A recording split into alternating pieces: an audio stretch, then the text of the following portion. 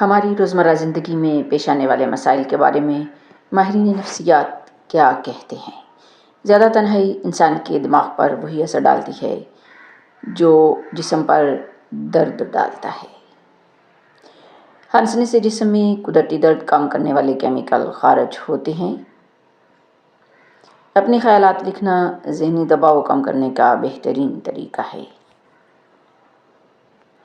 مثبت سوچ رکھنے والے لوگ مشکلات میں بھی حل ڈھونڈ لیتے ہیں۔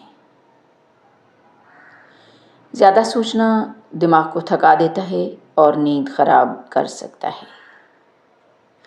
رنگ برنگی چیزیں دیکھنے سے دماغ خوشی محسوس کرتا ہے۔ جو لوگ کم بولتے ہیں وہ زیادہ مشاہدہ کرنے والے لوگ ہوتے ہیں۔ یادیں خوشبو یا موسیقی سے فوراً واپس آ سکتی ہیں۔ مشکلات کا سامنا کرنے والے لوگ زیادہ مضبوط بن جاتے ہیں۔ بات چیت اور سننے کی صلاحیت تعلقات کو مضبوط بناتی ہے۔ محبت میں پڑھنے سے دماغ میں ڈوپامین نامی مول بڑھتا ہے جو خوشی کا احساس دلاتا ہے۔ نیند کی کمی انسان کے رویے کو چڑچڑا بنا دیتی ہے اور فیصلہ سازی پر اثر ڈالتی ہے۔ 90% لوگ مشکل وقت میں اپنی بات دل کی بجائے دوستوں یا سوشل میڈیا پر لکھتے ہیں۔ تعریف سننے سے دماغ خوشی کے ہارمون خارج کرتا ہے اور خود اعتمادی بڑھتی ہے۔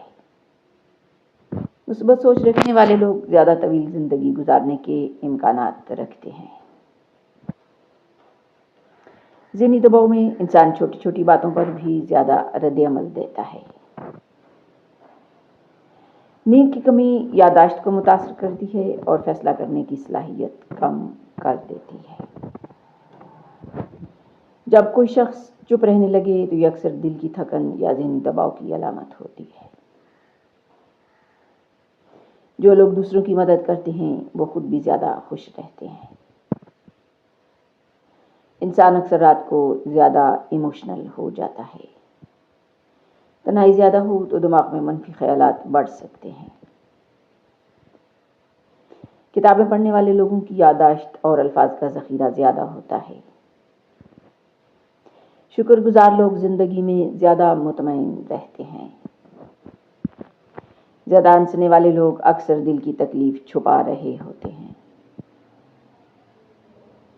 تیز موسیقی سننے سے دماغ میں توانائی اور جذبات میں شدت بڑھ جاتی ہے۔ زیادہ سوچنے والے لوگ رات کو زیادہ دیر تک جاگتے رہتے ہیں۔